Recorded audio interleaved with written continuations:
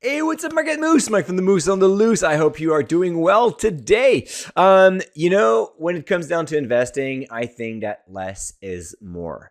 And what I mean by that is there are so many complex strategies, so many ways that you can invest, that you can trade, that you can sell stocks. So much noise, so many news. How do you make the difference between what is important and what's not? And I wanted to share with you how I quit actually 4 things over my life as an investor that made me not only a better investor, like more successful in terms of like reaching my financial goals, but also made my life a lot easier. And that's even more important. So, number one thing that I quit really early was to read financial news. I know it's kind of crazy, right? But when I was young, when I started investing, I thought I needed to know everything. So I started to subscribe to all kind of newsletters, daily newsletters to talk about the market, watching shows, listening to analysts, and then I felt overwhelmed. It felt like having like a second or a third or a fourth job at one point. And here's the thing.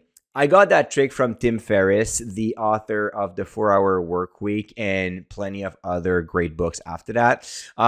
He said he's not listening to news in general because whatever is important is going to come to him anyway. So instead of like chasing the news and being bombarded with information that are completely irrelevant most of the time, he just like let everyone tell you about the most important thing, and then he can decide if he's going to make research or not to find out it's going to like affect his life or affect his investment in this case. And this is what I'm doing now. So yes, I know roughly what's going on, but instead of trying to chase the news all the time, it's going to burn me out. It's going to fill me with a bunch of information that are usually contradicting. So you cannot really make sense out of this. So one person is telling you that gold is going to go up. The other one is telling you that gold is going to go down. What do you make of it? You have to pick a guess, right? So that's the number one thing. Quit reading the news. The second thing I quit making very fast as well is making scenarios. When I was a younger investor, I tried to make plays, like trying to think, oh yeah, like the next Warren Buffett. Where the money will go in the next 6 months or in the next 2 years, and I'm gonna make a play on that. And it's all about making plays on hypes and narratives, right? You're making some stories. Some of them could be right, some of them could be wrong, but in the end, it's really like a dog chasing his tails, and I could tell you that Moose is pretty good at it. And they go around and around and around, and he spins and he spins, and in the end, he doesn't make anything, right? And best example for that would be the tariffs, right? When the tariffs started to happen and all those news, I even got a lot of comments on this show saying, Mike, why aren't you not talking about the most important news right now? The tariffs are coming. Like, how come you don't even cover that?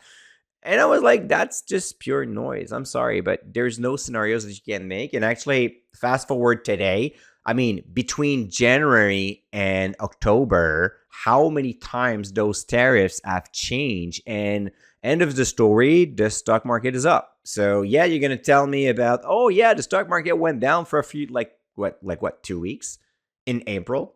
Are you really going to remember that in 5 years from now? No, you're not. You won't even be able to remember anything of that because it was just pure noise. So instead of making those scenarios that are completely useless and completely irrelevant, because 100% of the scenarios you make in your mind or you try to plan are not going to happen. They're not. It's never going to happen. If it does, well, buy yourself some lotto tickets or something, because you've just become a genius. And I don't want to spend so much time on useless things. And speaking of useless, how about doing something that is useful for you and your portfolio? Subscribe to the moosemarkets.com newsletter. So at moosemarkets.com/newsletter, where I provide you information, strategies, tips instead of like market noise and telling you, oh, it's going to crash, or oh, it's going to ramp up. Forget about that. You need a solid plan, and you're going to learn how to make it happen at the Moose Market newsletter. So moosemarkets.com/newsletter. It's 100% free every Friday in your mailbox. You're going to love it. So third thing that I've quit, and this one is quite counterintuitive, and I know you're going to have a hard time with this one. I quit looking at stock prices. Literally. And I even like wrote a newsletter about that to my DSR members not too long ago, explaining them why I don't track my stocks like daily, monthly, even quarterly in terms of like stock returns.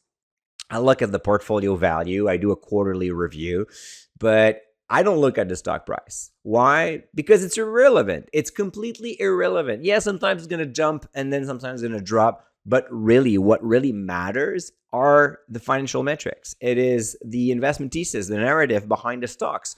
So if my investment thesis is right and the numbers are backing that thesis, why would I even look at the stock price? I mean, the stock price is like a data point that is being updated way too often. And that will drive you crazy. It used to drive me crazy. And then when it's going up for a while, your brain starts to talk to you and say, Mike, maybe you should sell, cash your profits, been going up like way too long. You have to do something about that. And instead, well, I don't look at it and then I focus on the process. And the process is eventually leading me to having great positions in my portfolio. And when it's time to do the quarterly review, I look at the percentage of weight. And then if something becomes overweight or something like that, well, then I'm going to proceed with some trades. But I'm not going to say, oh, this stock is down 20% this year, I probably should sell. Or this stock is up 20% this year, I probably should sell. Completely irrelevant. Focus on the thesis, focus on financial metrics, and let the stock goes up and down as it usually does. Last thing. So far, just to make a quick recap, I quit reading the news. I quit making scenarios, and I quit looking at stock prices. So you can see that I've simplified my investment process a lot. And the last thing is in 2010, I quit trading and I started investing.